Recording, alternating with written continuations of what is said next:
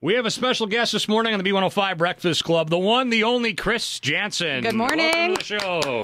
Hey, good morning. Thank you. Hey, we're excited. We got Bayfront Country Jam coming up this year. You're the headliner, and I have not been lucky enough to see you live yet. Lauren has. Yes, I saw you at CMA Fest, and everybody always says you have to see Chris Janson. It's a bucket list, and I experienced that, but I got to experience it again. Once was not enough. Well, thank you very much, and that is very humbling to hear. I appreciate that. You know, let's talk about this for a second, because I don't understand how it works. Maybe you can tell me about this. The Grand Ole Opry, you were invited pretty early into the Grand Ole Opry, I would think. I mean, you've been making music for a lot of time, and I'm not saying you're not deserving of it, but then I saw you invited in the Grand Ole Opry, and I'm like, this guy's really got some skill. Well, thank you, man. No, I absolutely was invited pretty early and pretty fresh. However, you know, I did play it since 2013, and I played it a lot of times, but I agree with you. I think it's early too, and so, but I really appreciate that because, man, I've said it from the beginning, and I'll say it right now, and I say this with humility, but with great pride and confidence. Nobody loves the Grand Ole Opry more than I do. You can definitely see that. Like I saw you do a performance with Keith Urban, and man, you guys just blew the roof off that place.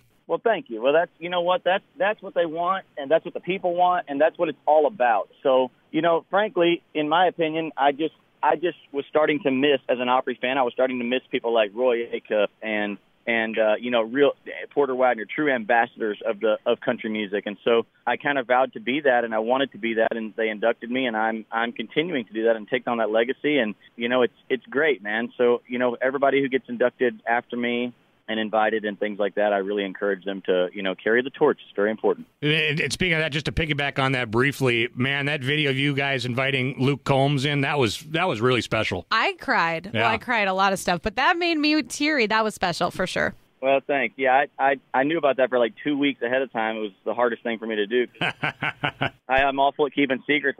I feel like I'm lying if I'm keeping a secret, right? So right. It was so hard to do, but I was thankful that they asked me. It's very validating for my personal career and just personally all around, because, you know, that's when you know you've made it, man. When you are asked by an institution like that that's globally known to invite someone else, that's very humbling. I mean, as you said earlier, like Keith invited me and then Garth inducted me. I was the one who got to invite him, so I thought that was very cool. Yeah, neat. So you've had a ton of accomplishments. You just won an ACM award for your Drunk Girl video.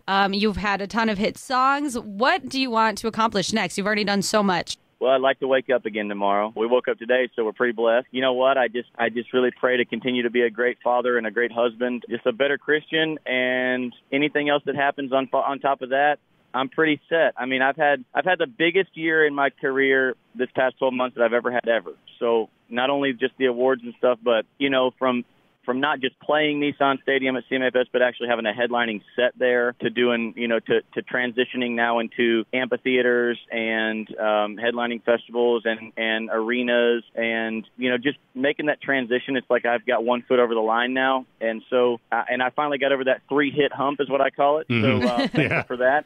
And you know, and so I'm working on a 4th substantial big hit, and I just hope to have more of those, and just a flourishing career, you know, that constantly supports my family, because you know, I'm thankful for what I do, and I love what I do, and I was born to do what I do. So not a lot of people were born to do it. You know, a lot of people were made to do it, and that's okay, because everybody's got their own path. But for me, like, I don't know anything else. I just pray for good health, you know, continually, just so I can continue to do it, because it's been very good for us. Well, that is a very sweet answer. We're going to take a short break, but we will be right back with more from Chris Janson.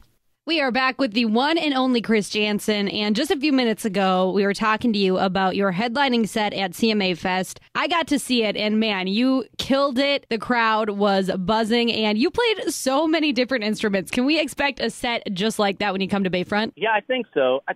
You know, the thing is, I just do what I feel like doing, drums, piano, whatever, and, you know, you saw that there, but every show is different. That's one thing that most people at this point have been to a show, and if they haven't, it's exciting for me personally, because it's something totally new and off the wall for them, as you can attest, you know. And so, but no, I don't follow a set list. I don't do anything the same as I did before. Everything is uniquely different every single time. A lot like, you know, like a Hank Jr. concert would be, or something like that, you know, like a true artist. And so that's just something I've always done. I don't believe in following order and structure of music. It's supposed to be fun. It's supposed to get people in a good mood and just let them forget about life for about an hour or so. So that's what I intend to do, and that's what I plan to do, and that's my motive and mission, and also to bring some joy and cheer to people's life, man. So many people are hurting. So many people are hurting in the world, and, you know, good vibes, not just the single, but just kind of the whole vibe around everything that I do kind of revolves around that. There's a happy narrative to it. There's a positive narrative to it, and reminding people how blessed they are is part of the battle of playing shows. So that's a big part of who I am and what I want to do. But entertainment value, I think, is bar none. I just do what I do, and I like to have fun with people. So the rowdier they get, the better I play. Well, that's going to be great for Bayfront Country Jam coming up this weekend. So looking forward to it. Hey, Chris, you know, if I had 3 words to describe you, I'd say grateful, humble, and kind. I'm really impressed with you. Yeah. Oh, man, thank you. Well, I tell you what, you pegged it correctly, and I can say that with confidence because, you know what, I've been the cocky guy. I've been the not cocky guy. Everybody gets on top of the mountain, and everybody gets knocked off. So right. I know what it feels like on both sides of the fence, and, you know, I'm real confident in at the age that I am right now, and I'm a father of 4, and I have a happy marriage and career that couldn't be going any better. That's a lot to be thankful for. So it's always better to be humble, man, and you know, when you can remember to do that, I'm talking about for anybody, when you can remember to do that, try to be the best person you can be. You know, you have an opportunity to change the world when you have an attitude like that. So that's the attitude I try to carry, and just be thankful. Yeah, well, we appreciate it. You got your priorities straight, and that's great to see. So, absolutely. Thanks, Chris. We're looking forward to seeing you this weekend. You know, safe travels. Me too, man. You guys have a great day, and thanks for having me on. All right, you too.